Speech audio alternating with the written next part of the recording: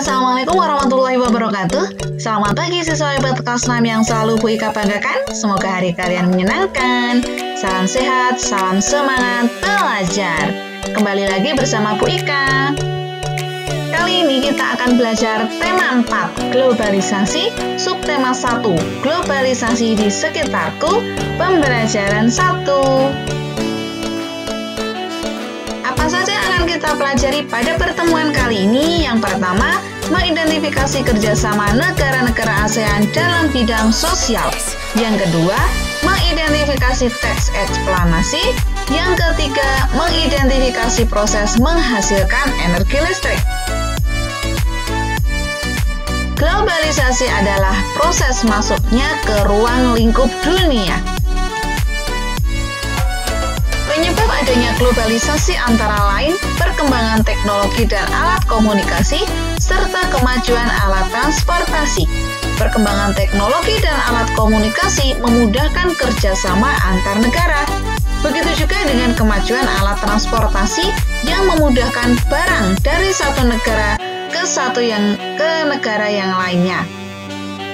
Jadi, alat transportasi memudahkan barang masuk ke negara dari negara yang satu ke negara yang lainnya. Negara-negara yang bergabung dalam ASEAN antara lain Indonesia, Malaysia, Singapura, Thailand, Filipina, Brunei Darussalam, Vietnam, Laos, Myanmar atau Burma, dan Kamboja. Negara-negara tersebut menjalin kerjasama untuk mencapai tujuan bersama seperti meningkatkan pertumbuhan ekonomi, sosial, dan budaya, serta untuk menjaga perdamaian dan keamanan di kawasan Asia Tenggara. Kerjasama ASEAN disebabkan oleh beberapa faktor. Yang pertama, faktor sumber daya alam. Negara ASEAN memiliki sumber daya alam yang beragam, namun ada beberapa negara yang memiliki kenampakan alam yang sama, sehingga sumber daya alam yang dihasilkan pun sama, seperti Indonesia, Thailand, dan Laos memiliki lahan pertanian yang sangat luas.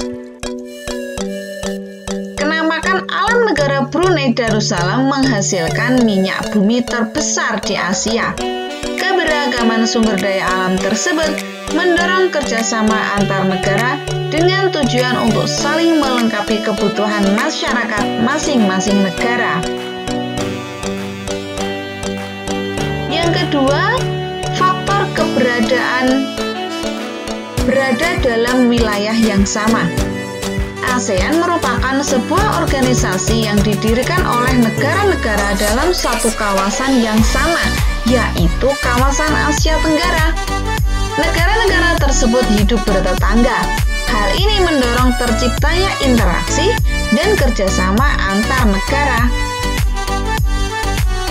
Yang ketiga, faktor ilmu pengetahuan dan teknologi.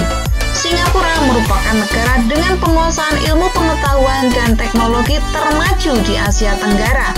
Akan tetapi, sumber daya alam Singapura terbatas. Hal ini mendorong Singapura menjalin kerjasama dengan negara-negara di Asia Tenggara.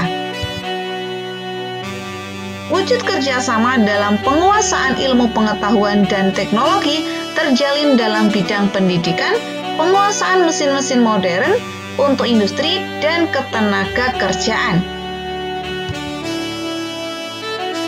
Kerjasama dalam bidang sosial bertujuan untuk menciptakan masyarakat ASEAN yang saling peduli dan mau berbagi dengan negara lain.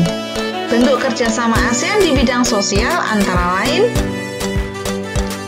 yang pertama, penanggulangan bencana, misalnya memberikan penanganan darurat saat terjadi tsunami di Indonesia. Yang kedua, meningkatkan kesejahteraan sosial dan pembangunan di negara ASEAN. Yang ketiga, melindungi hak-hak dan keadilan penduduk di ASEAN. Yang keempat, meningkatkan kualitas sarana kesehatan. Yang kelima, meningkatkan peduli sosial kepada seluruh penduduk negara ASEAN.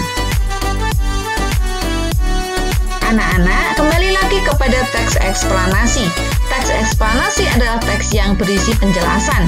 Susunan teks eksplanasi yaitu 1. Paragraf pertama berisi pernyataan umum berupa topik masalah.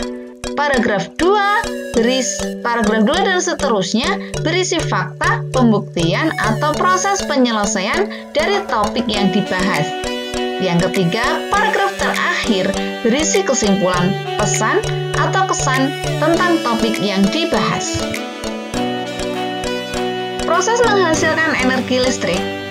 Kebutuhan manusia di era globalisasi ini kian meningkat. Globalisasi mempunyai pengaruh yang sangat besar bagi kemajuan teknologi. Kemajuan teknologi karena penemuan-penemuan baru. Sebagian besar penemuan baru membutuhkan energi listrik. Energi listrik adalah energi yang timbul karena adanya arus listrik yang mengalir melalui hantaran. Sumber utama energi listrik adalah pembangkit listrik.